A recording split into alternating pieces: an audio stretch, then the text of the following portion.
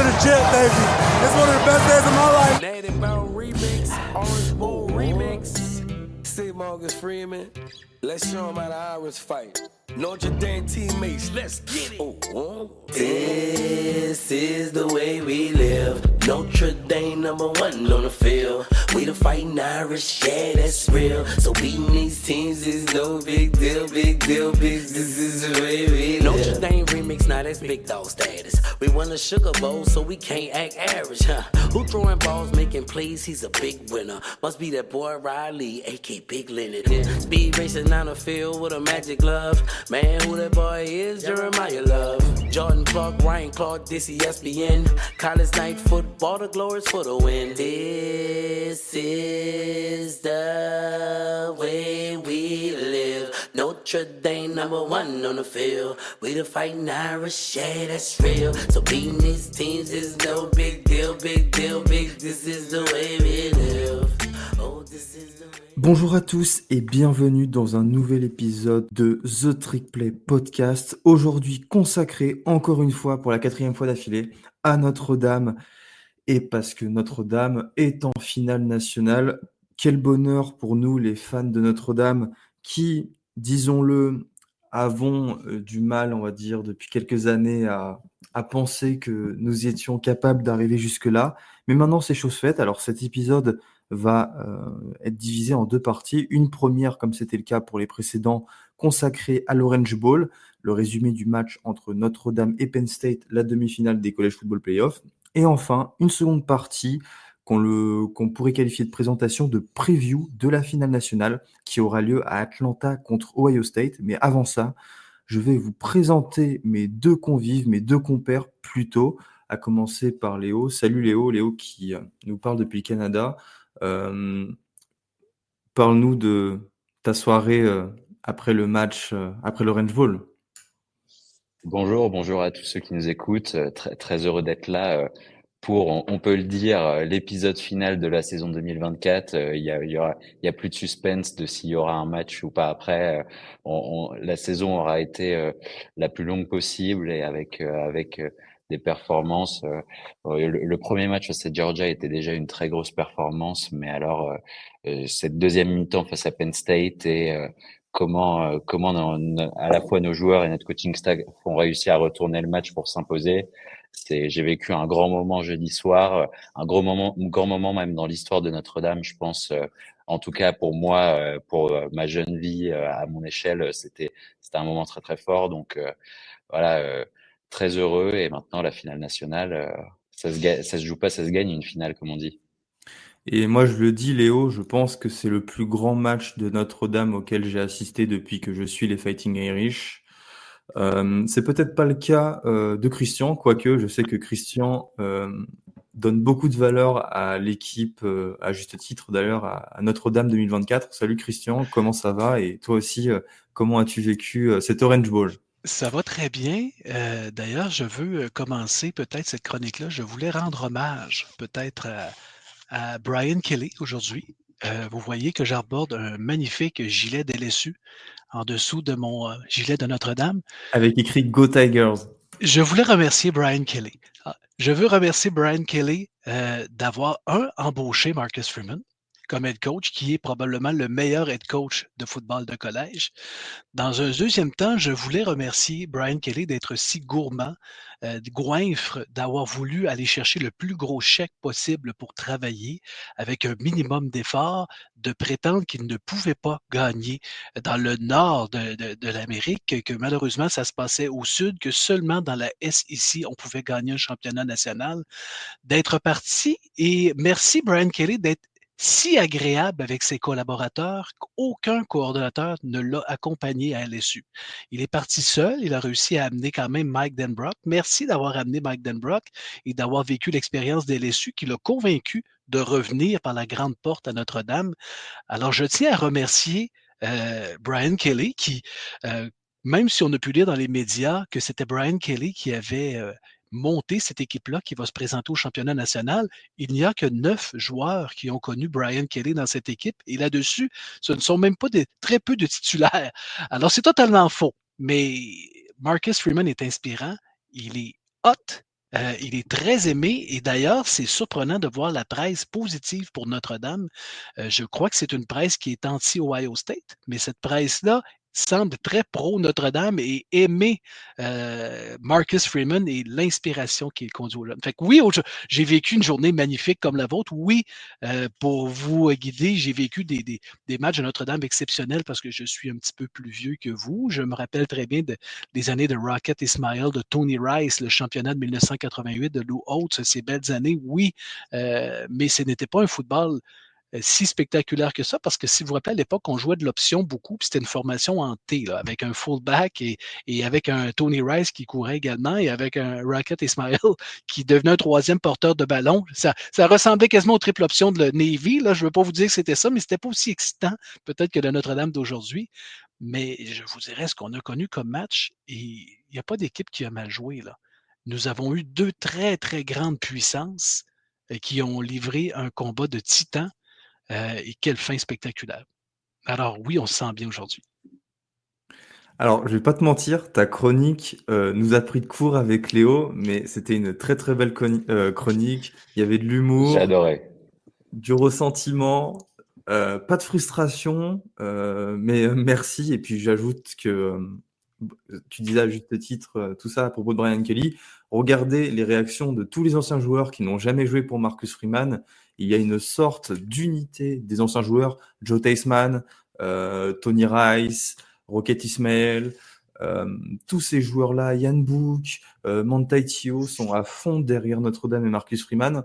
Et je pense que ça en dit long d'abord sur l'homme qui est Marcus Freeman, et puis d'une manière générale, comme tu le disais à propos des médias et du grand public en général, c'est une personne qui rend le programme de Notre-Dame, comme disent les Américains, likable, aimé, alors que c'est vrai qu'on souffrait un petit peu de cette image de programme du passé. Évidemment, avoir Brian Kelly à sa tête nous aidait pas, parce qu'on connaît des gens, on va dire, plus empathiques que Brian Kelly dans le monde du college football, et Dieu sait qu'il y en a des personnages antipathiques dans le college football, hein. Mais c'est vrai que tout ce regard autour de Notre-Dame a changé, toute cette vision qu'ont les gens de Notre-Dame est en train de changer, et je pense que c'est très important, notamment au niveau du recrutement, que des jeunes qui viennent de Floride, du Texas, de Géorgie, de Caroline du Sud puissent se dire « Ah tiens, je peux peut-être me voir à Notre-Dame ». Alors il y aura toujours les intangibles, l'école, peut-être que ce soit une fac catholique, le froid de l'Indiana, mais tout ça n'est que positif pour nous. Nous allons donc commencer avec le résumé du match de l'Orange Bowl, hein, qui avait lieu à Miami. C'était dans la nuit de jeudi à vendredi la semaine dernière. Nous enregistrons le mardi 14 janvier pour tout vous dire. Notre-Dame a remporté le match 27-24. Ça, vous le savez tous, surtout si vous nous écoutez à la 7e minute. On va commencer avec la première mi-temps. Une première mi-temps, j'ai envie de dire, où nous nous sommes fait écraser, tout simplement. Absolument. Domination totale. Domination totale de Penn State, mais pourtant, à la fin, seulement 10-3 pour les Nittany Lions. C'est la grande victoire de cette première demi, c'est que Notre-Dame a réussi à terminer la demi avec un retard d'uniquement une seule possession. C'est cette grande victoire-là, d'autant plus que je crois que si Riley Leonard ne se blesse pas, Notre-Dame ne gagne pas. Je pense que l'arrivée de Steve Angeli a changé complètement la dynamique. Puis il n'y a pas qu'Angeli, si je me rappelle bien, c'est Spindler qui s'est blessé. Rocco Spindler s'est blessé sur la même séquence. Ce changement-là fait en sorte qu'on a dû réajuster. Puis vous comprenez que pour une défense, c'est difficile lorsqu'on a un plan de match très, très, très défini d'action pour protéger. Et là, soudainement, on a un quarterback qui arrive là et que ce n'est plus du tout le même style de football. Et la principale qualité de Steve Angeli, c'est qu'il n'est pas conscient du talent qu'il a. Ce que je veux dire par là, c'est que dans sa tête à lui, il est Joe Montana. Il est convaincu qu'il est une super grande vedette, que rien ne peut l'arrêter. Alors lui, d'arriver en pleine pression là, de mener l'équipe sur lui, il n'est pas conscient des capacités qui sont un petit peu plus limitées. Puis je sais qu'on a discuté dans des podcasts précédents où est-ce que j'aurais aimé peut-être voir un CJ Carr cette année, mais là, je dois rendre crédit à Dan Brock qui a fait jouer Steve Angeli. Ce qu'il s'est dit, c'est que si j'ai besoin d'un releveur dans une situation critique, Angeli sera prêt et pourra faire le travail. Et ça a changé complètement la dynamique parce que le style de passe qu'il faisait, ce ne sont pas les mêmes passes que Leonard faisait. Et ça a ouvert complètement le jeu. Des Et cette passes très très rapides. très rapide, un peu comme, je compare ça un peu comme dans du spread, des fois qu'on veut peut-être lancer le ballon très rapidement pour laisser le receveur se libérer. À une époque, on appelait ça du run and shoot aussi avec 4 receveurs où ce que je reçois la balle, il faut que la balle elle parte immédiatement pour des courts gains. Et cette efficacité-là a permis de grimper le terrain, d'aller chercher, de gruger un 3 points, mais surtout d'ouvrir le cahier de jeu à Dan Brock en leur dire attends un petit peu, là, on n'est peut-être pas foutu. Et c'est un peu le message inspirant qu'on avait à la mi-temps de notre ami Marcus Freeman lorsqu'il a parlé à son équipe. Écoute, j'avais le goût de sauter sur le terrain lorsqu'on a entendu le message pour aller me défendre Ouais. avec l'équipe. Non, parce que jusque-là, c'était beaucoup plus compliqué, quoi. Penn State, et je trouve que les statistiques ne traduisent pas vraiment la domination visuelle, du moins que moi j'avais devant le match. 5,4 yards par portée, 143 yards au sol au total sur cette première mi-temps. Ce que faisait Penn State, en fait, c'était la ligne offensive partait d'un côté et les running backs partaient de l'autre. Donc, on était pris en contre, si je peux le dire ainsi. Et c'était un peu un supplice à voir. Et moi, je vous avoue que j'en menais pas large à ce moment-là. Mais au milieu du deuxième quart-temps, je me disais, mais on va se faire écraser. Comment on peut passer outre ce déficit de pression, cette impossibilité d'arrêter Singleton et Kaytron Allen qui est peut-être le meilleur duo de running back du pays, du moins ils ont de très bons arguments. Les deux étaient à plus de 2 milliards. Et c'est vrai que j'en menais pas large et que je pensais pas du tout qu'on serait capable justement de retourner la situation. Léo, d'ailleurs, tiens, je dis Notre-Dame, de son côté, au sol, était à 1,2 yards par portée, ce qui est famélique pour la meilleure attaque à la course du pays en nombre de yards par portée. On passe d'à peu près 6,5 à 1,2. C'est dire qu'aussi la ligne défensive, emmenée par Abdul Carter, qui a été monstrueux, nous a fait du mal. Oui, et je reviens sur le premier field goal de Penn State. Chapeau à la défensive. On voyait le ballon avancer de façon spectaculaire. On était proche, on était à la ligne de 3. On était dans le red zone. On a eu des occasions d'aller inscrire un touchdown et on a limité les dégâts à 3 points. Notre-Dame va gagner périr avec la défense et c'est encore ce qui s'est passé. La défense a gardé Notre-Dame dans le match. On s'entend que si la deuxième demi débute à 14-0, on n'a pas du tout le même match. Là. Et là, ça a paru, la défense a fait le travail malgré une attaque qui ne produisait absolument rien sur le terrain. Léo. Complètement. Et c'est pour ça que je pense aussi que c'est peut-être une des meilleures équipes de Notre-Dame qu'on a pu voir sur les dernières saisons, parce que c'était déjà le cas dans le match face à Georgia où on inscrit un field goal juste après l'ouverture du score de Georgia pour ne pas se faire distancer. Et finalement, on arrive même à profiter de leur erreur en fin de première mi-temps pour nous faire un gap qu'ils arriveront finalement jamais à rattraper dans le match.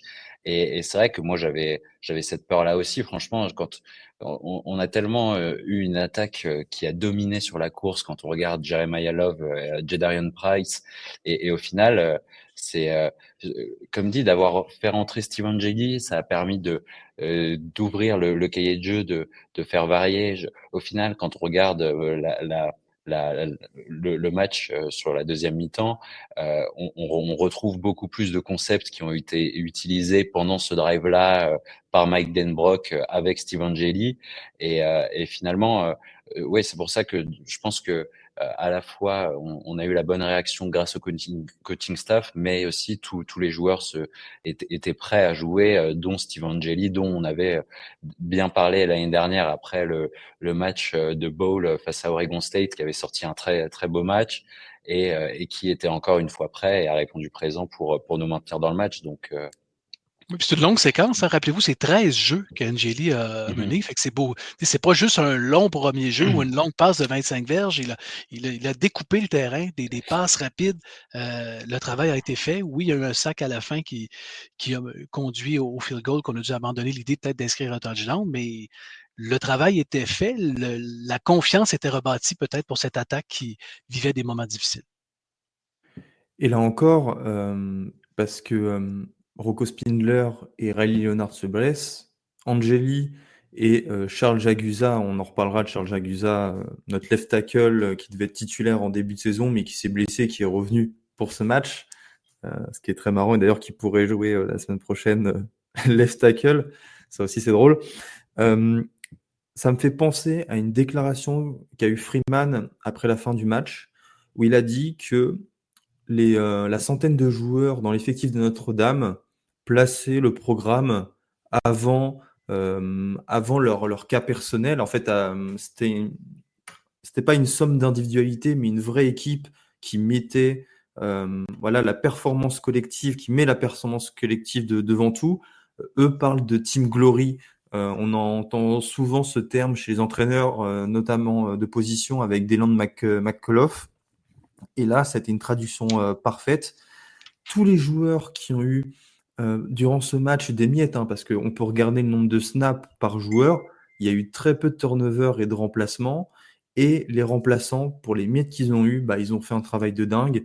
Bon, c'est pas le cas de Jagusa et Spindler parce qu'au final, ils font toute la seconde mi-temps. Mais je pense à un Jaden Thomas. Il fait importer une course de 19 yards. Tous ces joueurs-là ont su se sublimer avec le peu de choses qu'ils avaient parce que justement, ils mettent l'équipe Team Glory devant tout, devant leur cas personnel. Et là, encore une fois, je trouve que c'était une traduction de ce dont parlait Marcus Freeman et qui, au final, la force de cette équipe, c'est tout simplement leur mental, leur envie de se dépasser pour elle. Et c'est la principale raison pour laquelle nous avons battu Georgia et Penn State, disons-le. C'est de la grandeur d'âme de cette équipe, cette capacité voilà, à jouer en collectif, à former qu'un, qu'on ne retrouve pas forcément dans toutes les équipes de college football. J'ai pas envie de dire qu'on retrouve pas ça chez les autres équipes, mais c'est une qualité qui est rare. Et savez-vous quoi? Je veux revenir également à la conférence de presse avant le match. Oui, bien sûr, Pas bien nécessairement sûr. avant le match, mais au milieu de semaine, où ce que l'image qu'on avait, bon, ben écoutez, le gagnant de cette partie-là va mener le premier coach afro-américain au championnat national. C'est une première, on se donne la main, tout le monde est sourire, à Penn State, Notre-Dame, tout va bien. Et James Franklin, je ne sais pas ce qui lui a pris dans cette conférence de presse-là, de soulever le point que Notre-Dame devrait jouer dans une conférence. Et de deux, de taquiner ou de se moquer un peu de Freeman en disant quel âge tu as déjà pour rire un peu de sa jeunesse. En parlant de ses cheveux, Freeman est parti et ça n'a pas paru là, dans la conférence de presse, mais on a vu dans les commentaires après que ça l'a dérangé. Il était fâché, il était en colère un peu suite à cette On le voit conférence de sur les presse. photos.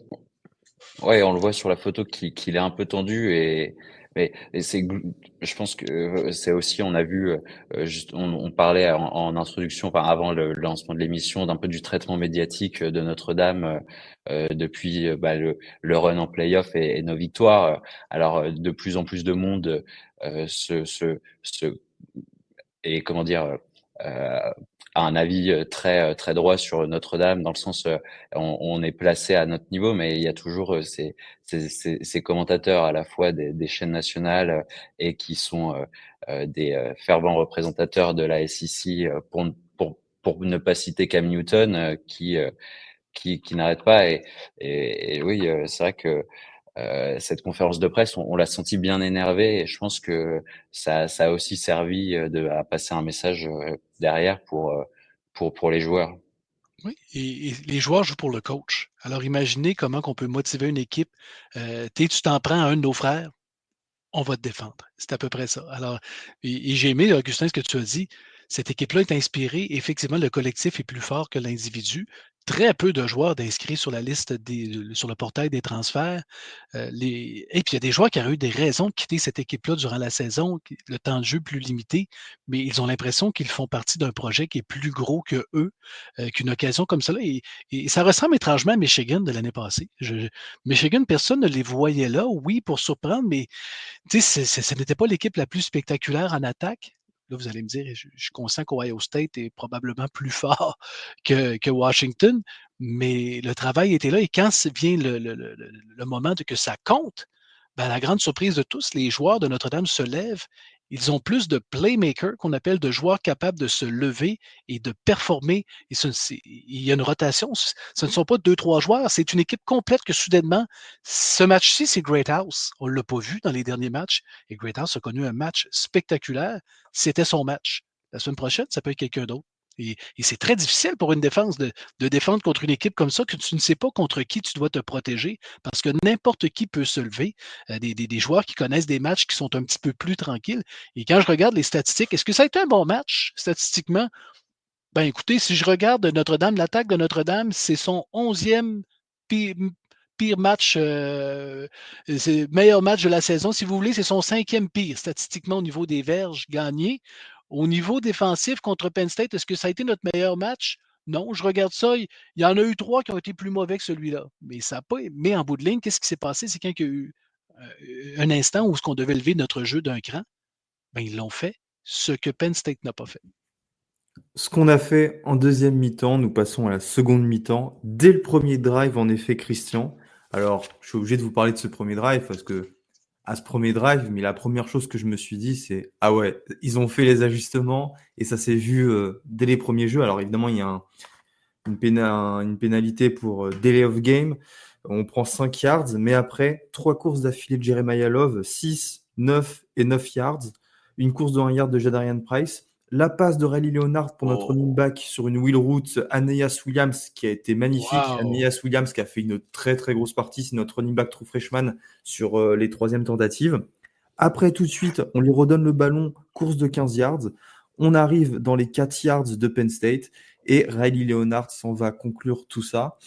Un drive de 80 yards, vu qu'on a pris une pénalité de 5 yards, mené à la perfection et qui nous permet, dès la 11e minute du troisième quart-temps, de revenir à 10-10. Et surtout, je vous parlais du discours de la mi-temps. Freeman, qu'est-ce qu'il a dit durant ce discours-là?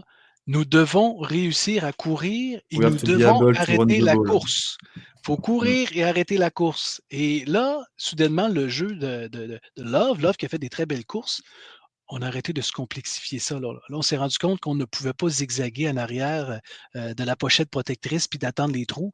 C'était en ligne droite, un bon vieux downhill, cours tout droit, ne cherche pas de trous, fie-toi à l'équipe, à la ligne offensive. C'était pas élégant, là, c'était pas chic comme course. Là, c'était vraiment, mais c'était à coup de 4, 5, 6 yards à chaque fois. Le résultat était là. Il y a même un first down notamment qui a été gagné, je pense, sur une course de diverge de Love. Mais malheureusement, quand Price arrivait, Price n'avait pas ce regard-là. Lui aimait zigzaguer et ça se terminait par des pertes de 4 à 5 verges à chaque fois. Mais c'était pas compliqué. C'était un cahier de jeu. Je comparais ça un peu lorsqu'on joue sur un terrain où il y a de la pluie, où les conditions sont très difficiles. On donne le ballon au running back, cours tout droit. Casse-toi pas la tête. On court tout droit, on verra ce que ça va nous mener. Et c'est ce que Love a fait. Ça a été très efficace sur cette première séquence. We got to be able to run the ball and to stop the run. Sur ce troisième quart-temps, nous avons arrêté la course, le jeu au sol de Penn State, parce que sur le drive suivant, course de Kaytron Allen de 2 yards, course pour aucun gain de Kaytron Allen. Je passe au drive suivant de Penn State. Course de 3 yards de Singleton. Course pour 0 yards, donc pour 100 gains de Drew Allard. Et enfin, un sac de Drew Allard par Rod Hurd, notre cornerback, ce qui fait que sur ce troisième quart-temps, Penn State a seulement couru pour 5 yards en 1, 2, 3 et 4 courses. 4 courses sur à peu près 6 ou 7 jeux. Donc, ils ont majoritairement couru sur ce quatrième quart-temps, mais ils n'ont pas pu plus courir parce qu'à chaque fois, on a réussi à les arrêter au moment opportun. On a réussi à limiter les first downs. Et d'ailleurs, c'est l'un des enseignements de cette seconde mi-temps, selon moi, c'est qu'au final, Notre-Dame, j'ai la statistique devant mes yeux, on a couru pour seulement un first down de moins. On a couru pour 10 first down et Penn State pour 11. Et si on ramène les first down au total, nous, on a couru et lancé pour 23 first down et Penn State pour 20 first down. Donc non seulement on a réussi à attraper ces premières tentatives qu'on n'arrivait pas à attraper lors de la première mi-temps, mais on a aussi arrêté Penn State, on a empêché Penn State d'aller chercher ses premières tentatives qui, lors de la première mi-temps, étaient bien trop nombreuses. La faute, ou plutôt grâce à un jeu au sol très efficient. Et on parlait de collectif. Sur le sac de Hurd, rappelez-vous, Kingston qui a fait tout le jeu. Là. Heard est venu cueillir le sac à la toute fin, mais c'est notre joueur freshman qu'on n'avait pas à un certain moment dans la saison qui est venu faire un gros jeu pour créer ces conditions gagnantes-là. Ouais, je pense que dans les ajustements, notamment qui ont été faits en deuxième mi-temps, en première mi-temps, finalement, on n'a pas tant utilisé les blitz de nos linebackers, ou en tout cas, ils ont quand même bien moins fonctionné qu'en deuxième mi-temps. Et en deuxième mi-temps, on le voit effectivement, tu l'as dit, sur le premier drive, on arrive à marquer un touchdown. Alors qu'on avait couru pour 15 yards, il me semble, en première mi-temps, ce qui était ridicule. Et sur l'action qui suit, c'est free and out pour Penn State avec un stop sur le jeu de course. Et donc finalement, c'est vrai que dès qu'on est revenu de la mi-temps et qu'on a marqué notre touchdown et qu'on a fait notre premier stop défensif, et ben en fait, je me sentais tout de suite beaucoup mieux pour la deuxième mi-temps. Je sais pas vous, mais j'avais beaucoup plus confiance sur le fait qu'on allait être en tout cas dans le match et proposer de l'adversité. Je suis d'accord. Comme toi, et en fait, c'est à partir de ce moment-là qu'on s'est dit, bah, notre coaching staff est supérieur à celui de Penn State et grâce à lui, on peut espérer la victoire. Bon, après, on est passé par toutes les émotions au quatrième quart-temps. Je vous propose d'y passer maintenant, comme ça nous pourrons après analyser d'une manière plus globale ce match. On commence ce quatrième quart-temps avec la fameuse course de Jayden Thomas, Christian, une sorte de Oui, reverse. c'est un genre de jet sweep qu'on Oui, appelle, de où ce jet que sweep reverse, ouais. effectivement, où ce que on sentait que Notre-Dame, je vous ai parlé de Price qui n'arrivait pas à courir dans les courses à l'extérieur. C'était très, très compliqué, très difficile. On a utilisé un autre joueur. C'est du Dan Brock tout craché. Là. Je vous dirais de jouer des joueurs à certaines positions, c'est tel un jeu d'échecs où ce que le wide receiver a tendance à créer du mouvement pour déstabiliser la défensive adverse. C'est un petit peu la stratégie qu'on a utilisée. Et ce n'était pas la première course de Thomas. Si je me rappelle bien, il a fait un jeu similaire contre Georgia qui avait donné un résultat semblable aussi. Et on dirait qu'on n'était pas prêt du tout pour ça, Penn State. Et pour une des rares fois dans la partie, bien, ça a passé à l'extérieur et ça nous a donné une course de quoi 18-20 verges, si je ne me trompe pas, pour notre receveur. Ensuite, Penn State commet une interférence de passe. Nous arrivons dans les 2 yards de Penn State et là, Jeremiah Love nous sort un touchdown, le plus beau de sa carrière, devant celui d'Indiana, où il se défait de 5 défenseurs. Je ne sais même pas comment décrire, pour être honnête, ce porter, cette course, tant on n'y croyait pas parce que il est déséquilibré par son left tackle, il recule, il a 2 gars sur le dos. On voit Tyler Warren arriver et essayer de lui retirer le ballon. Et lui arrive quand même à s'étendre et à placer le ballon dans la end zone. Ça fait touchdown et Notre-Dame mène 17-10. On est sur une série de 17 points à 0 pour Notre-Dame. Vous avez des choses à dire sur ce touchdown qui... alors moi, je m'en rappellerai très longtemps de celui-là, je pense. 2 choses à dire, même si c'est votre opinion, je suis curieux de savoir, à chaque fois que Jeremiah Love touche le ballon, et là, je vois ses genoux à gauche, à droite, à genoux. J'ai toujours l'impression que ça y est, la blessure s'en vient, la blessure s'en vient. Alors, je voyais le mouvement de pied, genou en arrière, en avant, en endroit, recul, avance. À chaque fois, ça y est, on va le perdre pour le restant de la partie, on va le perdre. J'ai été inquiet toute la partie. Il y a quelques plaqués, d'ailleurs, durant le quatrième quart, où j'espérais qu'il se lève et qu'il continue. Alors, à chaque fois, j'avais un malaise. Et lorsque je vois, ce qui m'est venu comme image, c'est qu'imaginez un instant, on peut rêver parce que peut-être que vous écoutez ce podcast et le championnat est joué et on sait déjà qui a gagné. Mais l'image m'est venue, c'est imaginons que Notre-Dame gagne le championnat. C'est pratiquement, lorsqu'on le voit plonger pour déposer le ballon de l'autre côté de la ligne, c'est digne d'une statue érigée à l'extérieur du stade. Je vous dirais, j'ai 2 images dans cette partie qui viennent me hanter. J'ai celle-là de Love et j'ai celle de Riley Leonard lorsqu'il plonge pour gagner un premier jeu, un petit peu plus tard pour gagner. Il saute par-dessus des joueurs, rien d'élégant, c'est uniquement du cœur, rien d'athlétique, en mode survie. C'est 2 images fortes de cette partie qui vont nous hanter, j'ai l'impression, pour les prochaines années. Ouais, bah, franchement, ce touchdown, c'est une démonstration de volonté aussi. Je pense que, enfin, il y a un moment quand on voit le premier défenseur se mettre sur Jeremiah Love, voire quand on voit le deuxième, troisième arriver, on se dit que l'action est finie et que il va y avoir une tentative. Et en fait, il arrive, je ne sais pas comment, à tenir sur ses jambes et à faire le dernier effort pour faire la planche horizontale et aplatir, enfin, et plutôt et traverser la ligne virtuelle. Mais c'est c'est sûr que un peu finalement à l'action mythique face à Stanford du stand sur la ligne, bah inversement celle-là va rester aussi dans la mémoire pour ce moment. Ça témoigne aussi, c'est la première fois qu'on prend l'avantage dans le match. C'est dire à quel point c'est difficile de faire la différence et de marquer des points dans ce match-là quand on regarde l'effort qu'a dû faire Jeremiah Love sur cette course pour marquer. Donc un grand moment. Et puis je pense quand tu vois la star de ton équipe, parce que Love est la star de cette équipe avec Xavier Watts réaliser une telle action, bah, je pense psychologiquement tu te crois invincible et tu crois de plus en plus, tu t'apportes un shoot en fait si d'espoir au reste de l'équipe et ça nous a aidé. Bon, ça nous a pas aidé sur le drive suivant parce que on s'est mangé le pire drive du match. Touchdown de Singleton 17-17. On récupère la balle, il reste 10 minutes à jouer. Riley Leonard tente une passe interceptée par Danny Dennis Sutton, le defensive end de Penn State. C'était pas beau, ça. Ça, c'était Elle pas beau. était pas belle du C'était tout. vraiment. Ah, mais Leonard est capable du meilleur comme du pire. Puis on peut lui pardonner. Je pense qu'au même stade, là, peu importe quel sera le résultat de la finale, il y a des moments où est-ce que faut être conscient qu'il y a certaines limites en tant que passeur.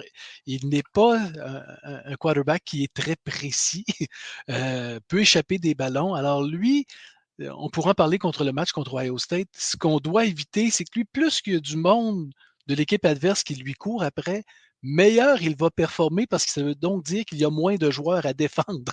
Je ne sais pas si vous me suivez. Si les linebackers courent après le quarterback, ben, forcé d'admettre aussi un safety, un Caleb Downs fonce sur Leonard, ben, il n'est pas en train de protéger un wide receiver ou un tight end. Il peut se permettre, ce ne sont pas des ballons qui sont toujours précis. Je me suis emballé peut-être avant la chronique d'aujourd'hui en vous parlant d'un Tim Tebow qui était comme ça. C'était pas toujours élégant, mais c'est un gagnant. Et Leonard, on ne peut pas lui enlever. C'est un gagnant, il est inspirant et cette équipe-là est spéciale. Ensuite, Penn State récupère le ballon, Penn State avance, mais Notre-Dame commet, à tort d'ailleurs, une interférence de passe défensive sur une interception de Jack Kaiser, sur laquelle je ne souscris pas du tout parce que déjà, Même bullshit que face à Georgia.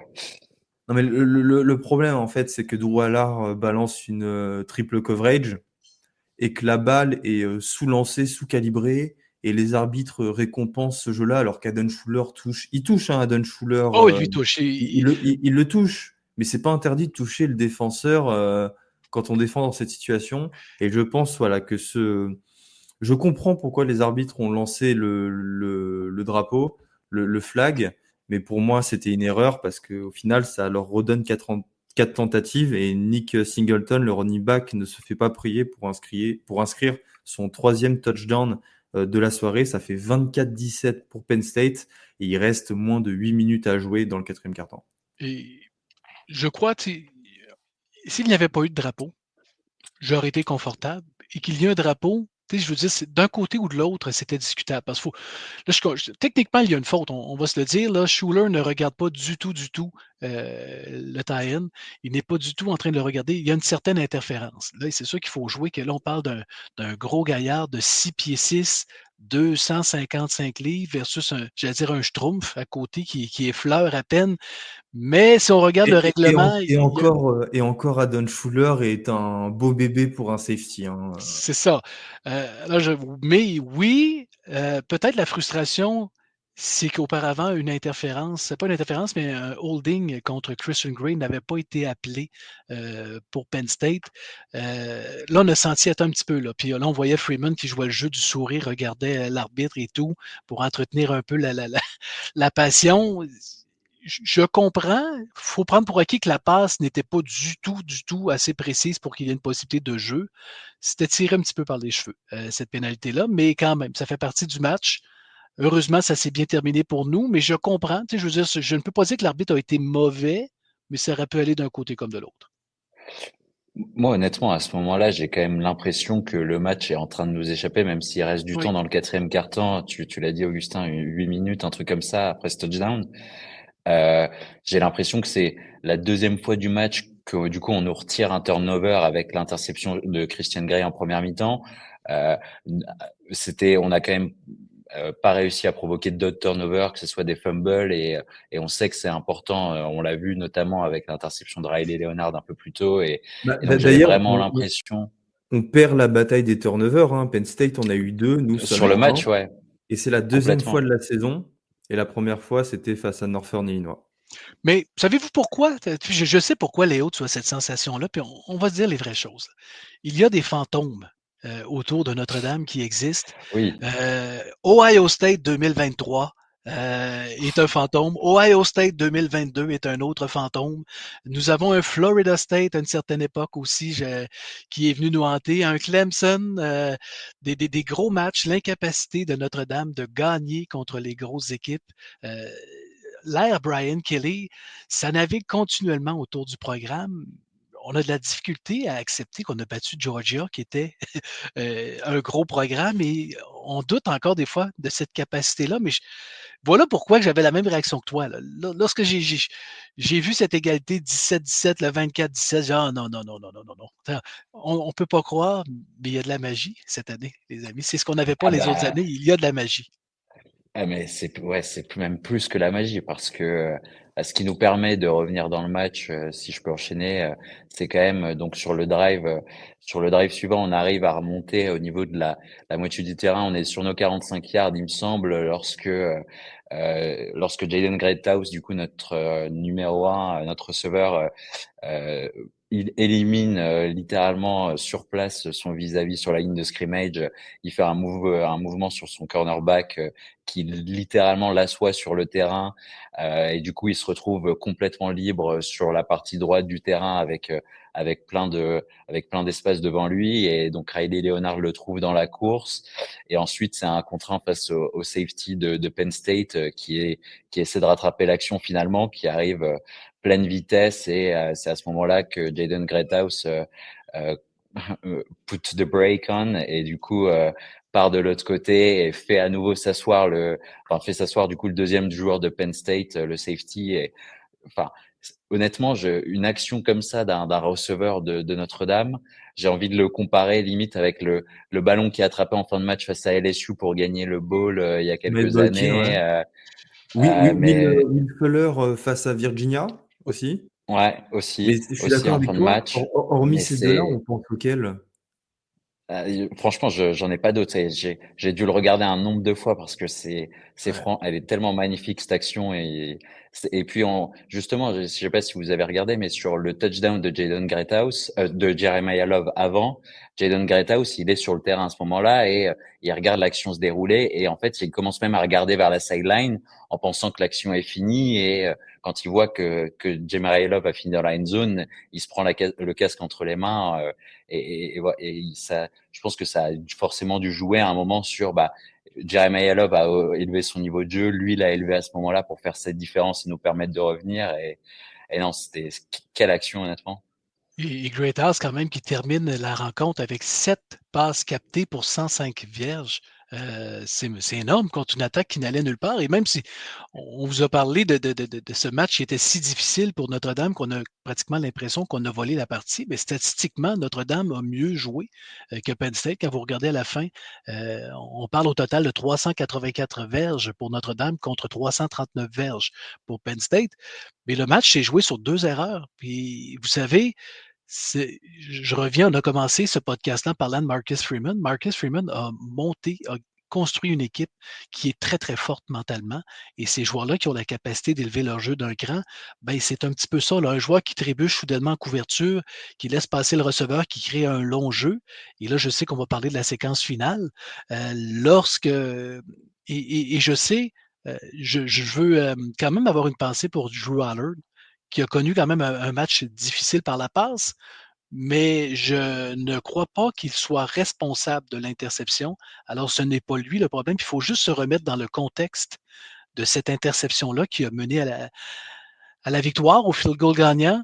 Vous savez, vous êtes quarterback, vous avez une première lecture qui est dessinée sur le plan de match, vous avez une deuxième lecture, c'était sa troisième lecture. Et vous comprenez, vous êtes en arrière. Ceux qui n'ont jamais joué, je vous transpose peut-être dans des bons vieux jeux de Madden, de jeux vidéo, vous êtes dans la pochette protectrice et là, vous n'avez pas vu votre première option, il n'y a pas d'option pour la deuxième, le temps de trouver la troisième, qu'est-ce qui arrive? Ben, la pochette, elle se referme sur vous parce qu'il y a une pression défensive. Alors, vous avez moins d'espace pour lancer loin puis être précis. Mais la grande erreur sur ces jeux-là, c'est le receveur de passe. C'est le receveur de passe de Penn State dans son tracé qui n'a pas coupé au bon endroit, tout simplement, laissant la place à Gray à l'intérieur pour pouvoir intercepter. L'erreur n'est pas Allard et je tiens à lever mon chapeau à Allard en conférence de presse qui a dit c'est mon erreur. Il l'a pris pour l'équipe, mais c'est pas lui qui est responsable de ça, là. Oui, mais on le voit très bien dans la vidéo que Notre-Dame a sortie de 5 minutes, que je vous invite à aller regarder quelques jours après. On Snead. voit sur l'angle de derrière que Jalen Snead vient mettre, Jalen Snead qui a été exceptionnel durant ces playoffs, Jalen Snead qui arrive et qui met de la pression sur Drew Allard et qui oblige Drew Allard à lancer plus tôt que prévu certainement. Et je pense que sans cette pression qui aurait mené à un sac si Drew Allard n'avait pas lancé, et Christian Gray n'aurait pas intercepté le ballon. Et d'ailleurs, très belle interception de Christian Gray, qui est encore clutch en fin de match. Puis tu sais, de loin, gérant d'estrade que nous sommes, c'est facile de critiquer, mais tu sais, pensez qu'à ces niveaux-là, là, la passe, lui, ne vise pas un receveur, là. Lui, il doit anticiper où le receveur va aller. Alors, lorsque le ballon quitte sa main, lui doit penser où le joueur devrait être rendu la fraction de seconde supplémentaire. Ça va tellement vite qu'il peut se passer trois verges là, de distance entre le départ du ballon et l'arrivée. Fait que c'est pour ça que c'est très sévère de condamner le jeu d'Allard. Je crois effectivement qu'il y a un bon jeu défensif de Snead. Je crois également que le receveur de Penn State, j'avais noté son nom, d'ailleurs, il est rentré, je pense, aujourd'hui dans le portail des transferts. Je pense que oui, Omari Evans, un truc comme ça. Oui, effectivement. Je pense qu'il n'a pas aimé son expérience, mais il y a une certaine part de responsabilité. La différence, c'est jouer 2 erreurs majeures et vous savez quoi? Notre-Dame n'a pas de faiblesse. Puis là, je vais faire attention à ce que je vous dis là. Je ne vous dis pas qu'ils sont forts partout.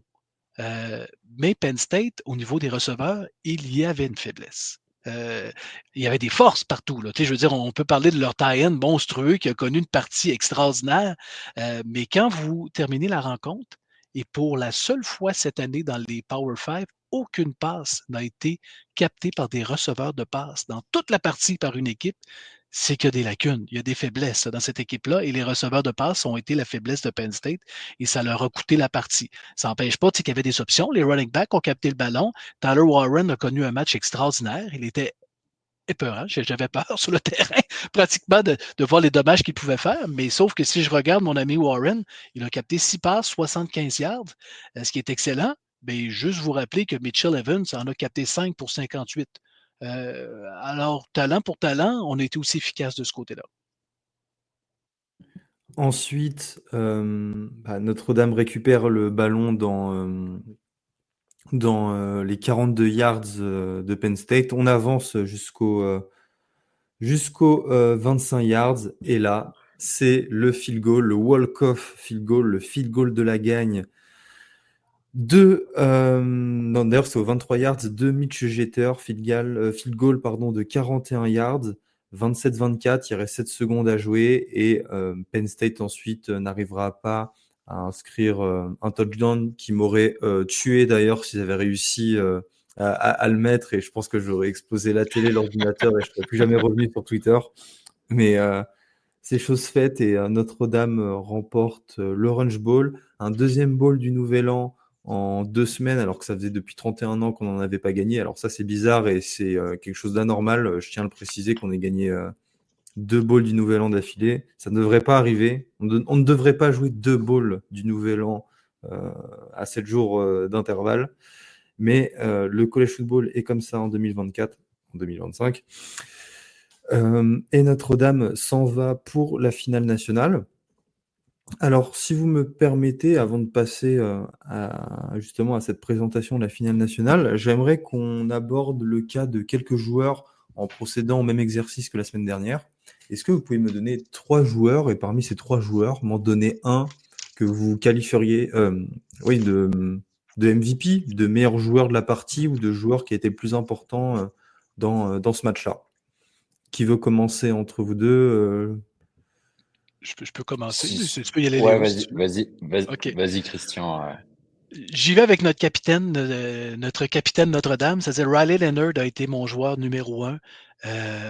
Oui, je comprends qu'Angeli a ouvert, mais il a été d'une inspiration extraordinaire. 15 passes complétées en 23 pour 223 verges, un touchdown, 2 interceptions. Il a gagné 35 verges au sol. Ça a été difficile au sol, ça a été compliqué si on regarde la moyenne. Il faut comprendre la dernière séquence, comment il a bien joué sur le terrain, l'intelligence de jouer, de faire brûler des temps d'arrêt de l'autre équipe aussi, parce qu'il y avait une guerre de possession là. Oui, c'était beau de bien positionner le ballon. Il fallait gagner la petite passe à Greathouse aussi qui a été fait. C'était rien de spectaculaire, c'était pas élégant, mais efficace. Leonard est mon joueur du match. Greathouse, pas le choix. Il n'a pas le choix d'être dans mon top 2 avec la partie qu'il a connue pour les statistiques. On a parlé avec ses 7 réceptions pour 105 verges. Et je vais l'appeler le héros obscur parce que probablement que ce ne sera peut-être pas un joueur que vous avez signalé, mais je fais suite à ce que tu as partagé tantôt, Augustin. Moi, Jalen Sneed est mon numéro 3 pour ce jeu-là, mais il a quand même terminé la partie avec 6 tackles quand même. Cette pression-là pour l'interception, il a été efficace. Alors, Sneed est très, très bon, honnêtement. Mais pourquoi qu'on n'a pas de joueurs des fois qui se démarquent plus que d'autres en défense, c'est qu'il y a une rotation. Et c'est ce que j'aime, et c'est ce qui est payant, je pense, dans cette fin de saison-là, qu'on voit des joueurs qui rotationnent, que ce soit Sneed, des fois c'est Kingston, les linebackers, on a à peu près 5 linebackers qui jouent partout. Ce que ça nous permet d'espérer, c'est justement qu'il y a encore de l'énergie pour ce dernier match de la saison. Léo. Alors, moi, j'aimerais commencer par mentionner le très gros match d'Aeneas Williams, du coup, notre running back numéro 3, true freshman, qui, au final, en tant que running back, on l'a vu seulement 2 fois porter le ballon, mais il a notamment réceptionné 5 ballons très importants qu'on n'a pas manqué de mentionner plus tôt. Et donc, je pense qu'il a complètement sa place, même si, justement, il est plus en retrait, forcément, qu'un Jeremiah Love ou Jedarion Price. On l'a finalement pas énormément vu, je trouve, sur ce match-là. Mais c'est aussi le futur de Notre-Dame et donc voilà, j'avais envie de le mettre en valeur pour son gros match.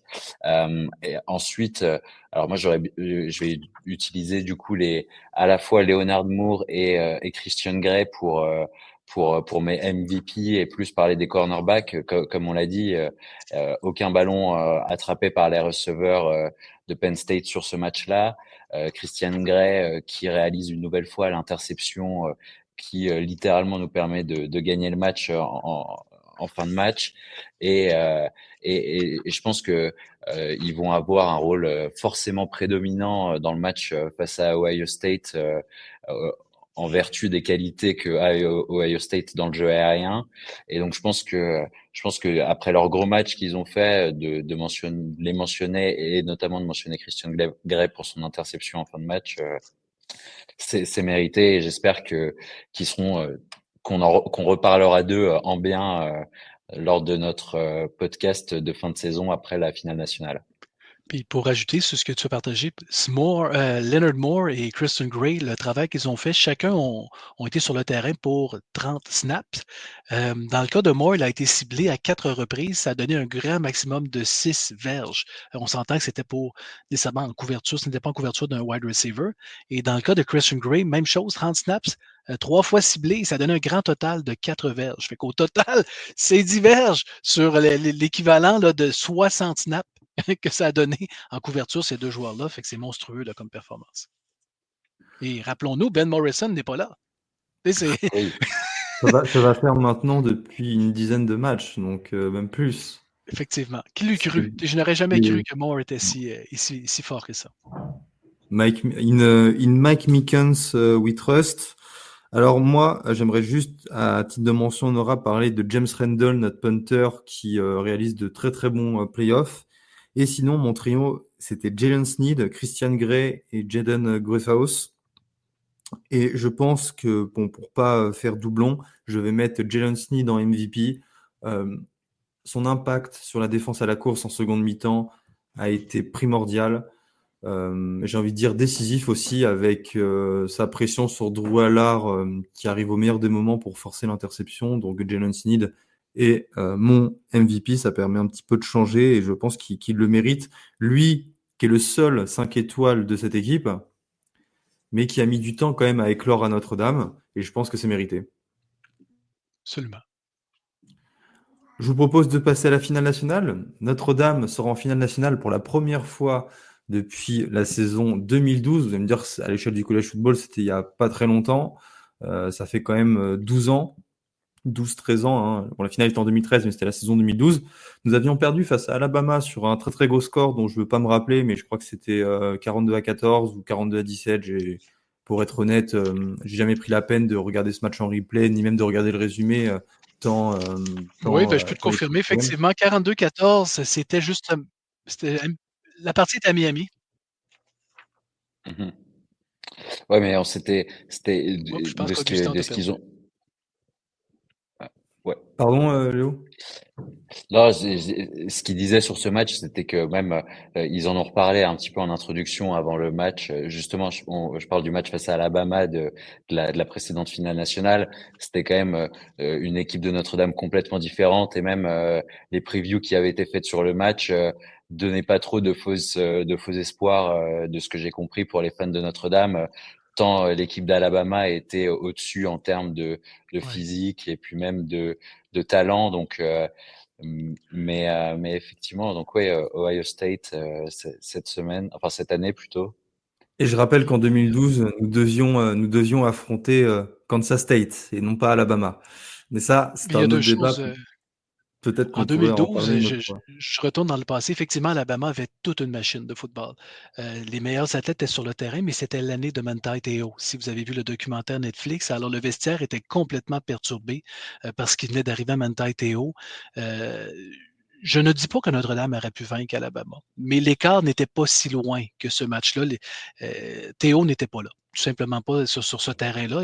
Et d'ailleurs, c'est un documentaire qui est super intéressant, c'est l'occasion de le voir, mais ça avait été une année, Notre-Dame avait terminé à 12-0. Il y en avait eu, là, je me rappelle d'un touchdown du fils de David Robinson, notamment qui était là comme troisième wide receiver, qui avait fait un touchdown comme Stanford à la toute fin. Ça avait été une année, je pense que c'est l'année contre Pitt aussi, que à la toute fin, on s'était rendu en prolongation pour gagner en prolongation. 2012 avait été une année là, miraculeuse. C'était la première année d'Everett Galson, si je me rappelle bien, comme quarterback aussi. Mais clairement, c'est la grande différence avec cette année. Le Alabama de 2012 aurait probablement battu Notre-Dame et Ohio State de cette année-là. C'était toute une machine de football.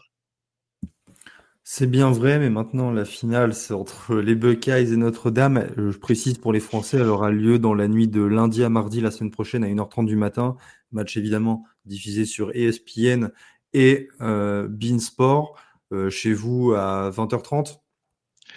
Je crois que c'est 19h30. Hein, c'est Ou drôle, j'ai pas voilà, regardé. 19h30 au Canada, du moins dans le Canada francophone.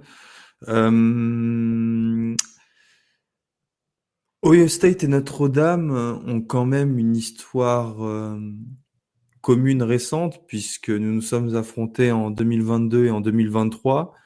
Deux matchs qui se sont soldés sur une défaite pour Notre-Dame, dont celle l'an dernier à South Bend qui nous a fait beaucoup de mal. Là, tout de suite, en tête, j'ai l'interception, la photo de l'interception loupée où le ballon passe entre les mains du safety dont j'ai oublié le nom parce que je pense que j'ai pas envie de m'en souvenir. Et puis évidemment, ce touchdown d'Ohio State alors qu'on menait inscrit à la dernière seconde parce que nous étions que 10 sur le terrain à ce moment-là et non pas 11 comme vous le savez. D'ailleurs, ça, ça marque bien l'évolution de Marcus Freeman en tant que head coach, de voir la différence de coaching entre l'an dernier et cette année. Ce genre de petite faute qui nous a coûté un upset face à Ohio State, et voir qu'aujourd'hui, c'est le coaching staff qui nous permet d'aller aussi loin. Je trouve ça intéressant de le noter. Ohio State Notre-Dame, on peut pas parler de rivalité, pas du tout même, mais de rivalité sportive, mais il y a une rivalité, j'ai envie de dire, peut-être institutionnelle ou implicite, parce que ce sont les deux gros programmes du Midwest. Alors on peut ajouter Michigan, mais Notre-Dame et Ohio State ont peut-être les deux plus grosses fanbases du college football. Ohio State, c'est une marque énorme aux États-Unis, comme eux-mêmes le disent. Notre-Dame l'est également. C'est un duel de mastodontes, c'est un duel de Blue Bloods. Absolument. Ohio State, ce qu'on voit dans le SEC, c'est exactement ça. Là. Columbus, qui est quand même une grosse ville, ne vit que pour Ohio State, même s'il y a quelques sports professionnels, notamment dans le soccer ainsi que dans le hockey. Mais écoutez, il y a des postes de radio là-bas qui diffusent, qui ne parlent que d'Ohio State à la journée longue. C'est des postes commerciaux là, de radio. Alors, vous comprenez que c'est l'ampleur d'Ohio State, c'est très, très gros. C'est l'équipe étoile. C'était l'équipe qui était favorite au début de la saison. Ils ont quand même, je pense que la surprise à Oregon les a ramenés un petit peu sur terre. Je pense une mauvaise gestion, évidemment, de Will Howard lorsqu'il a mis le genou au sol un petit peu trop tôt et le chrono s'est écoulé. Ça n'a pas aidé. La défaite contre Michigan, on parle beaucoup de Notre Dame avec Northern Illinois, mais je suis obligé de vous dire que Michigan, c'était pas élégant comme défaite aussi. Là. Un match difficile à comprendre, rivalité en plein week-end du Thanksgiving. Il y a quand même des similitudes entre les deux équipes. Je ne veux pas nécessairement rentrer trop dans le micro immédiatement, mais c'est du talent comme receveur. Je regardais juste pour les 3 receveurs titulaires sont des 5 étoiles. Il y a peu d'équipes au niveau du collège qui peut se permettre ça. Alors, Jeremiah Love, qui est le freshman de l'année, on va s'entendre avec Jeremiah Smith, Jeremiah Smith, pardon, avec 71 réceptions, 1227 verges, 14 touchdowns, première équipe étoile du Big Ten. Vous rajoutez à ça quand même Emeka Uguka, 75 réceptions, 947 verges pour 10 touchdowns, un autre 5 étoiles. Et vous avez Carnell Tate qui est là comme si rien n'était en Z pour 50 réceptions, près de 700 verges, 4 touchdowns. C'est d'ailleurs lui qui a bien joué contre Texas, qui a pris la relève, puisque le plan de match de Texas était de jouer une couverture de zone pour limiter les dégâts. Et on est allé du côté de Tate. Et Tate, rappelons-nous, qui est un joueur qui avait été approché par Notre-Dame pour peut-être même en début de recrutement était quand même proche, mais c'est là qu'on s'est rendu compte que quand vient le temps de sortir le chéquier et de vendre les avantages, ben malheureusement, Tommy Rees et Coach Parker n'avaient rien à vendre à un Carnell Tate pour venir jouer. Là, Christian, je te trouve particulièrement médisant, aussi peut-être parce que Ohio State forme tous les ans des receveurs en NFL et que c'est le meilleur endroit pour devenir un receveur en NFL. Et que là, Notre-Dame, notre meilleur receveur devait être Javon McKinley, et que le dernier grand receveur passé par Notre-Dame était Chase Claypool, ce qui devait inquiéter Carnell Tate. Oui, mais vous dites ça, mais je pense encore des fois que là, Tate, le travail s'est bien fait, le scénario, il a performé cette année, mais regardez les grandes facultés aux États-Unis. Ce que vous remarquez, c'est des joueurs qui rêvent de jouer à des hauts niveaux comme ça et après une saison, ils transfèrent parce qu'ils n'ont pas le temps de jeu souhaité, n'arrivent pas à performer parce que justement, il y a des équipes où il y a trop de joueurs étoiles. Fait que c'est un danger, puis c'est tout en l'honneur de Carnell Tate d'aller jouer à Ohio State avec ses joueurs élites autour de lui. Il y a certaines universités que de savoir que Smith s'était commis là, s'était engagé à aller jouer là, aurait pu dire hey, moi, je ne verrai jamais le terrain, je n'irai pas là. Puis finalement, ça s'est soldé que 2 freshmen sur 3 sur le terrain. C'est tout en l'honneur. Fait que c'est une équipe en puissance avec un quarterback, Will Howard, transféré de Kansas State, qui a quand même bien fait. Notre tendance peut-être un peu à le surévaluer, mais il est très efficace. Je vais en parler un petit peu tantôt. Avec 2 running backs aussi, avec Anderson et Judkins. Judkins qui était le numéro 1 de Ole Miss l'année passée. Les deux ont tout près de 1000 verges chacun. Fait que, le défi en défense, c'est pas compliqué. C'est qu'on on a deux, c'est monstrueux, là. On a quand même des receveurs étoiles à couvrir. Là-dessus, on est chanceux, on a deux cornerbacks exceptionnels en couverture. Ouais. Mais là, est-ce qu'on fait une couverture de zone C'est ça, c'est la question. ou Est-ce du qu'on homme à fait, homme? C'est là le danger parce que est-ce qu'on fait du zone ou du man, donc couverture de zone ou couverture homme à homme? Alors moi, j'aurais tendance à dire qu'on doit tenter le homme à homme parce que c'est la façon dont Notre-Dame joue depuis le début de la saison. Est-ce que c'est pertinent à une dizaine de jours de la finale nationale de tout changer parce qu'en face, il y a Jeremiah Smith, Egbuka et Tate? Je sais pas Mhm. trop. Après, c'est vrai que la défense de Texas qui a joué en zone a été particulièrement efficace face à ses receveurs. Bah, d'ailleurs, Jeremiah Smith a seulement réceptionné un ballon pour 3 yards. Ça peut donner des idées à Al Golden, mais je me fais pas de soucis sur l'indépendance d'esprit d'Al Golden pour trouver la solution. Je pense pas que ce qui s'est passé au Cotton Bowl lui le fasse dévier, on va dire, de son plan initial. Maintenant, c'est sûr que ça va être un problème parce que là, en face, enfin, tu parlais des stats de Jeremiah Smith, c'est 1227 yards ah, c'est cette quelque chose, année. 1227 yards, ça doit être grosso modo la somme des yards de nos trois meilleurs receveurs qui sont Faison, Collins et Jaden Greathouse. Donc, et surtout qu'il sera là encore pour 2 autres saisons minimum. C'est ça qui est monstrueux. Lui et Tate, ce tandem-là sera de retour la saison 2025 et la saison 2026. Oh! Mais Notre-Dame, c'est la meilleure efficacité contre la passe du football de collège. 50,7% de passes complétées en face, évidemment, pour 5,8 yards par passe, là où Ohio State est en moyenne 9,4 yards par passe sur la saison. La défense a intercepté 19 ballons et a seulement encaissé 12 touchdowns toujours à la réception. Donc en gros, grosso modo, c'est la meilleure attaque aérienne du pays, on dirait que les meilleurs joueurs face à la meilleure défense aérienne du pays. Et où est-ce que ça va se jouer? C'est est-ce que Notre-Dame sera capable de contenir les deux running backs, l'attaque au sol, avec un minimum d'effectifs pour maximiser ces couvertures-là en défense? Tout va se jouer là. Si ça devient compliqué, que Henderson se met à courir, puis rappelons-nous, l'année passée, Henderson, une longue course pour un touchdown aussi qui est venu nous hanter. Jenkins n'est pas piqué des verres non plus. Là. Il est capable de faire des longues courses également. Ils sont efficaces. Je vous dirais pas qu'ils se complètent parce que les deux ont un style similaire quand même. Mais la clé est là. Puis c'est ces deux running backs également qui sont sollicités dans le jeu aérien qui peuvent compléter. Howard a des munitions. Là. Alors le défi, est-ce que la défense sera capable de limiter suffisamment l'attaque au sol avec un minimum d'effectifs pour permettre ces couvertures-là? Est-ce qu'il faut alterner homme à homme et couverture de zone? C'est sûr que Golden aura un plan de match pour jouer dans la tête de cette équipe-là, mais ça va être compliqué. Quand on voit justement nos blessures sur la ligne défensive et à quel point ça a été compliqué pour nous face à Penn State au niveau de la course, tout du moins sur la première mi-temps, je pense qu'on doit prendre on joue pour gagner, on joue pas pour perdre de 5, 6, 7 points, on joue pour gagner. Oui, Et à ce titre, on doit maximiser nos chances, quitte à faire de la couverture homme à homme en man-to-man sur ces excellents receveurs. On doit garder les linebackers dans la boîte pour défendre Trevian Anderson et Judkins, qui sont deux excellents running backs, parmi les meilleurs running backs du pays. Et je pense qu'on ne peut pas se permettre de tout mettre sur les receveurs pour laisser le champ libre à ces deux excellents running backs qui se régaleront justement, et de cette ligne offensive d'ailleurs qui se régalera de notre ligne défensive à nous qui est dépeuplée.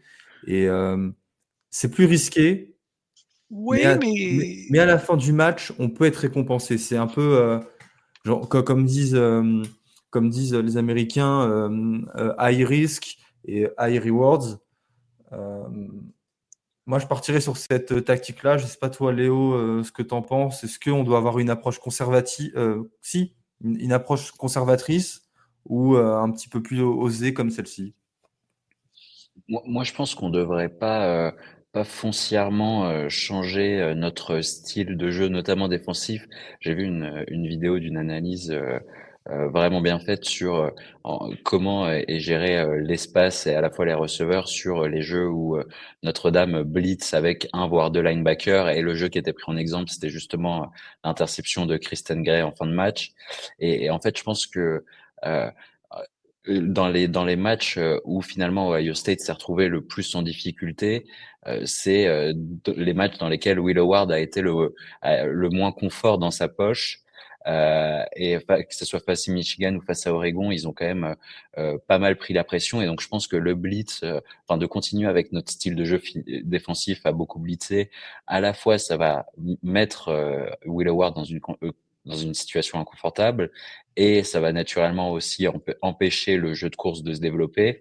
Donc je pense qu'il faudrait mieux continuer enfin, à appliquer ce jeu et cette stratégie qu'on maîtrise bien. Après, je pense que on l'a vu face à Ohio State, le match peut aller très très vite aussi. Demander aux fans d'Oregon ce qu'ils ont pensé de leur parcours en playoff. Je pense qu'ils vont vous dire qu'au bout d'un quart d'heure, ils considéraient que les playoffs étaient déjà finis. Oui. Et, euh, et donc, je pense que il va falloir préparer aussi plusieurs plans de jeu différents et être capable de s'adapter. Mais finalement, avec ce qu'on vient de dire sur les matchs sur le match face à Penn State, mais aussi face à Georgia, sur l'adaptabilité de notre coaching staff, on peut être plutôt confiant, je pense. Oui, et je vous dirais, on a parlé de blessures du côté de Notre-Dame, mais Ohio State sera privé de Josh Simmons, son tackle du côté gauche, ainsi que le centre qui est sur la première équipe d'étoiles du Big Ten, Seth McLaughlin, qui ne sera pas là également. Fait que c'est deux grosses blessures quand même sur la ligne. Même s'ils ont bien joué contre Texas, ben c'est deux gros morceaux. Fait que je ne crois pas Ohio State a affronté des grosses défenses aussi, un peu comme Notre-Dame a affronté des grosses défenses. Je reprends ton exemple, Léo, j'ai bien aimé. Si on analyse les parties où Ohio State a eu le plus de difficultés cette saison, contre Michigan, ils ont gagné 175 verges par le jeu aérien. Ça a été quand même 19 passes en 33 complétées, et on avait limité le jeu au sol d'Ohio State à 77 verges. Vous voyez le genre de partie qu'il faut connaître. Il va falloir que Notre-Dame conserve le ballon énormément. Il faut nous souhaiter, il ne faut pas nous souhaiter des longs jeux comme la longue passe de Greathouse toute la partie. On va se faire détruire si le moindrement on redonne la possession du ballon trop souvent à Ohio State. Ça prend des longues séquences où on conserve le ballon 7, 8, 9 minutes. Je regarde la deuxième partie, c'était contre Penn State. Contre Penn State, oui, Ohio State a réussi à courir 176 verges, mais uniquement 182 verges dans le jeu aérien. Ça a été plus compliqué un peu. Contre Indiana, rappelons-nous qu'Indiana, oui, Ohio State a gagné 38-15, mais il y a eu 2 retours de beauté pour des touchdowns. Si on enlève ça, c'est plus du tout la même partie, et ça avait été plus compliqué pour Ohio State. 201 verges au sol, pas au sol, dans les airs, et 115 verges au sol. Fait que vous comprenez, si vous êtes capable de garder Ohio State honnête, avec un jeu inférieur 110 verges au sol et un jeu aérien en bas de 220 verges, on a une partie. Il y a un duel. On va être capable de tenir la cadence. Mais c'est là la clé, parce que Ohio State a toute une puissance défensive aussi pour arrêter. Et là, je sais qu'on peut faire le saut de ce côté-là, c'est pour le désirer. En fait, c'est ça. On doit limiter cette attaque d'Ohio State à, allez, disons, entre 20 et 25 points si on veut se donner une chance de gagner, mais ça induit que nous, on mette plus de 20-25 points. Et c'est vrai, quand on voit aussi la qualité de cette défense d'Ohio State, ça va être compliqué. Ça va être compliqué. Leonard devra courir. Michigan est l'équipe qui a eu un certain succès, et quand je regarde, ce qui me frappe du jeu de Michigan, c'est que si on prend les 2 quarterbacks de Michigan, Orji et Warren, qui ont alterné dans cette partie-là, ben, ils ont gagné 43 verges dans la partie au total. C'est la meilleure performance d'un quarterback au sol contre Ohio State cette année. Ils ont eu la chance d'affronter des équipes où c'était pas nécessairement des quarterbacks mobiles. Fait que c'est pour ça que Leonard, c'est une carte cachée. Ils n'ont pas affronté nécessairement un quarterback qui a ce dynamisme-là au sol, mais vous prenez Gabriel d'Oregon a gagné 32 verges contre Ohio State. Là, je parle lors de la victoire d'Oregon. Et Rayola de Nebraska a gagné 31 verges, qui a été quand même, ça a été un duel suspect aussi, Nebraska-Ohio State, où Ohio State a gagné uniquement 21-17. Là, ça a été très, très, très serré. Mais c'est encore une partie où est-ce que Nebraska a limité les dégâts avec un jeu aérien d'Ohio State à 150 252 verges. Ils ont été capables de contrer ce jeu aérien-là. Ohio State a gagné quelques courses au sol, mais ça a été une partie plus honnête. Fait que c'est pour ça qu'Ohio State, on a l'impression qu'ils sont imbattables.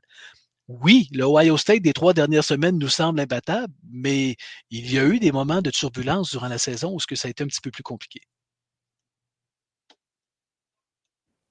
Mais c'est tout le problème et la force de cette équipe, c'est que c'est une saison régulière qui n'est pas bonne pour les standards d'Ohio State, programme qui est habitué à perdre tout au plus un match par saison régulière. Mais maintenant, la réalité, c'est qu'ils ont écrasé Tennessee, ils ont écrasé Oregon, qui était jusque-là la meilleure équipe du pays. Et là, ils viennent de battre non sans difficulté Texas, mais Texas reste quand même un gros morceau. Alors, je veux bien que Notre-Dame ait battu 2 fois l'équipe, enfin, ait battu de 13 points l'équipe qui a battu 2 fois Texas. Et à ce rythme-là, on devrait pouvoir se battre à armes égales j'allais dire contre les Longhorns, non, contre les Buckeyes. Mais c'est quand même difficile d'imaginer. En fait, je pense que je dis ça, mais comme d'habitude, pour me rassurer, la différence de talent entre ces deux équipes, de talent intrinsèque, hein, j'entends, me paraît tellement, mais vraiment tellement énorme, surtout avec nos blessures, quoi. On n'a pas Riley Mills. Bon, Jagusa revient, mais il revient d'une grave blessure aux pectoraux. On n'a pas Benjamin Morrison qui aurait fait un bien fou face à cette escouade de receveurs. J'ai vraiment l'impression que voilà, qu'il y a un monde, quoi, entre la qualité de nos deux équipes titulaires, mais maintenant, quand on voit la façon dont on joue cette saison, bah, j'ai envie d'y croire, mais mon pessimisme m'empêche de penser que cette équipe de Notre-Dame peut battre un Ohio State aussi talentueux.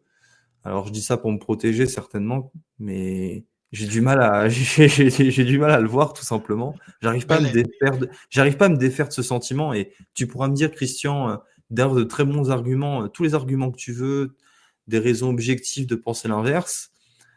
Mais la réalité est que Ohio State est une équipe habituée à être dans ces situations, est une équipe qui doit avoir une 15 ou 16 de 5 étoiles. Nous, on en a seulement un. Qui doit avoir un blue chip ratio de 95%, donc de 4 étoiles et de 5 étoiles. Bon, nous, on a beaucoup de 4 étoiles, mais on n'a pas de 5 étoiles, par exemple. Alors, vous allez me dire, c'est que des classements, c'est du vent. C'est totalement du vent, parce que les Saints... Pourquoi? Prenons exemple l'excellent wide receiver des Vikings du Minnesota, Jefferson, qui a joué à LSU. C'est un 2 étoiles. Mais à côté de lui, Jefferson, il avait des 5 étoiles de partout aussi à LSU. Je pourrais dire ça, mais je dis pas que tu as tort, pas du tout. Mais qui est dans la NFL, c'est le 2 étoiles, c'est pas le 5 étoiles. Et je vous invite des fois à regarder les choix de premier tour de la NFL à chaque année. Oui, il y a des 5 étoiles, parce que la quantité de 5 étoiles, tu ne peux pas te tromper, c'est des athlètes élites. Mais dites-vous que ce ratio d'étoiles-là est beaucoup plus déterminé en fonction du physique de l'athlète que de la performance. Voilà pourquoi il y a beaucoup de joueurs qui passent sous le radar et qui sont des fois sous-cotés et des fois des joueurs qui sont surcotés. Et quand vous reprenez à chaque année le ratio de quarterback 5 étoiles, que la seconde saison, le transfert ne reste même pas dans le même collège et on les voit disparaître. Je suis d'accord avec toi, là, Ohio State est une équipe élite. Les blessures que tu nous as identifiées tout à l'heure sont exactes. Mais ce n'est pas en défense. Ce n'est pas la défense de Notre-Dame qui m'inquiète. Moi, c'est notre capacité à produire, à générer une attaque contre Ohio State. Parce qu'Ohio State, c'est du 4-2-5 avec un nickelback en termes défensifs. Vous avez 2 defensive ends. Autant lui à gauche, Jack Sawyer, qui est monstrueux avec 9 sacs, deuxième équipe d'étoiles du Big Ten. Vous avez GT, j'ai toujours de la misère à prononcer son nom, je veux juste être certain, de Timuluao, je vais le prononcer parce qu'on s'entend qu'on est en Indonésie ici. Du côté droit, un autre 5 étoiles, 11 sacs, 20 plaqués pour des pertes, première équipe d'étoiles. Vous comprenez que si notre ami Price décide de zigzaguer comme il a fait contre Penn State, on est foutu, là. Ça ne passera pas par les côtés. La clé de Notre-Dame, c'est de passer à l'intérieur. Ce que Love a fait contre Penn State, pas de finesse. Attendez pas les trous. C'est en ligne droite que ça doit passer. Il faut passer à travers. Je ne vous dis pas quelle est là la faiblesse. La seule vulnérabilité d'Ohio State en défense, c'est les cornerbacks.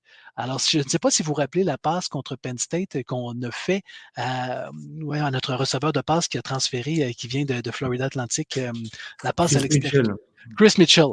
Si vous êtes capable de revoir cette passe, c'est exactement ce genre de jeu-là que Notre-Dame doit faire pour élargir le terrain contre Ohio State. La seule faiblesse, parce qu'on s'entend que les safeties, que ce soit Ransom ou Caleb Downs, on parle de nos safeties, on parle de cette fameuse tertiaire de Notre-Dame qui est une des meilleures du football de collège. Ohio State est également l'une des meilleures. C'est ex-aequo, c'est très serré, mais c'est le niveau de qualité de joueur. Alors, ça ne se passera pas au niveau, puis Caleb Downs est capable d'avancer et de faire de la pression pour fermer le trou justement au centre que les deux tackles ne pourront pas faire, ou que que ce soit un Simon ou un Sonny Styles également, qui est également sur la deuxième équipe d'étoiles, qui a 10 plaqués pour des pertes avec 5 sacs. C'est monstrueux, je suis d'accord avec toi. Si Notre-Dame réussit à rester dans la partie, ça ne sera pas une belle partie. Ça va être une partie qui aura très peu de points. En ligne droite, chers amis, je donne le ballon et avec un Riley Leonard qui réussit à l'occasion à déjouer, des petites Thomas de temps en temps avec un jet sweep pour essayer de déstabiliser. Il faut garder la défensive honnête. Mais on ne peut pas commencer à viser notre Z qui se promène en plein centre. Greathouse doit rester sur le côté, à l'extérieur. On ne peut pas l'amener à l'intérieur. Ça va être compliqué avec cette défensive-là. Vous vous rappelez la deuxième demi contre Oklahoma State au bowl, où ce que ça avait été difficile? C'est ça qui nous attend. Là. Ça va être une vraie guerre. Le but, c'est de garder le ballon, de pas trop. Faut que le cadran descende. Faut garder la possession de la balle le plus longtemps possible. J'espère. Love, mon espoir à moi, c'est que Love sera plus en santé que les 2 dernières semaines. Sa condition s'améliore, ce qui nous amène une puissance.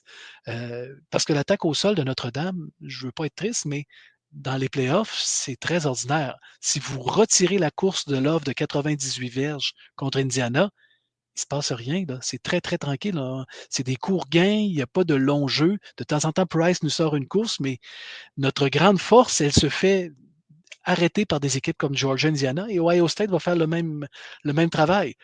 Donc, la clé, c'est de garder la défensive honnête et c'est la contribution de l'attaque. Tout va jouer là.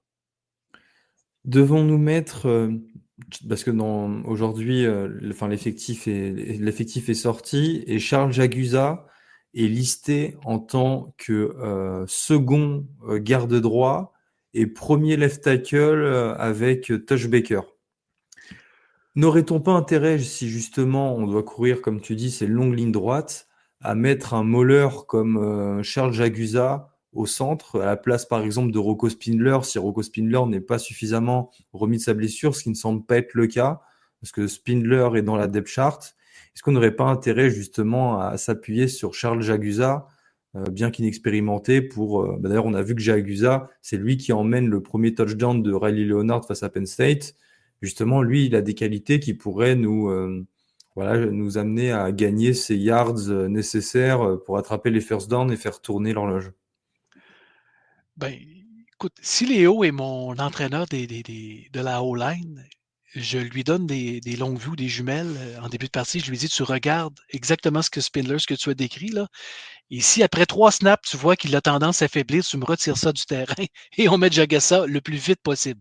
Même là, si on regarde la chart, je pense que c'est un petit peu piégé. Je ne serais même pas surpris de voir Jagassa titulaire dans cette partie-là et que Baker soit là plus en retrait. Ça pourrait être une possibilité également. Si vous regardez la deep chart, on n'a pas dit que c'était un en avant de l'autre, c'est un ou l'autre comme tackle. Ça va être à suivre, mais clairement, si Spindler démontre un seul petit signe de faiblesse, il faut absolument suivre la stratégie que tu viens de dire là. Et on l'a vu contre Penn State. Vous avez vu la deuxième demi, qu'est-ce qui a changé? Lorsque vous mettez des tackles comme garde, là, c'est du poids, là, c'est du bœuf. Là, et on se rappelle des belles années d'Harry Easton comme coach de la ligne offensive. Lui, n'hésitait pas à recruter des tackles et à les convertir en garde pour des situations comme ça. Et les plus belles années de Notre-Dame en termes de O-line, c'était essentiellement des tackles convertis en garde. Ce n'étaient pas des joueurs nécessairement recrutés en garde. On sait que Schwab est un garde qui a été recruté en tant que tel, puis il est très bon. Spindler, c'en est un, tu me parlais, c'était à la limite d'un 5 étoiles lorsqu'on regarde, tout dépendant qu'est-ce que vous suivez comme site de recrutement. Mais là, s'il est là à 50%, je préfère voir un Jagassa à sa place. Je suis d'accord. Je sais pas si Léo, tu as une chose à dire là-dessus ou peut-être un autre angle d'analyse parce que mine de rien, on a fait un tour assez important. Je sais que tout à l'heure, vous parliez des coaching staff, peut-être les deux meilleurs coaching staff du pays. Je pense au duo de coordinateurs d'Ohio State avec Jim Knowles, l'ancien de Oklahoma State, et Chip Kelly, ancien de UCLA et Oregon.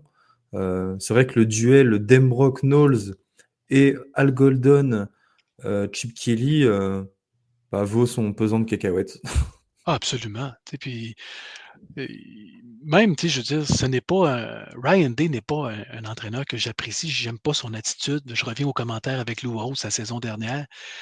Écoute, mais il gagne quand même. Et même si il a été sur le hot seat une partie de la saison, si on regarde le virage, mais il a replacé son équipe et le travail a été fait. Tu sais, Chip Kelly, clairement, tu sais, toutes sortes de rumeurs vont arriver dans les prochaines semaines de coachs qui vont peut-être aller dans la NFL. Il demeure un coach qui va finir être coach un jour. Là. Mais là, il a des éléments pour s'amuser sur ce terrain-là, puis j'adore cette créativité. C'est vrai, c'est vrai. Et puis, non.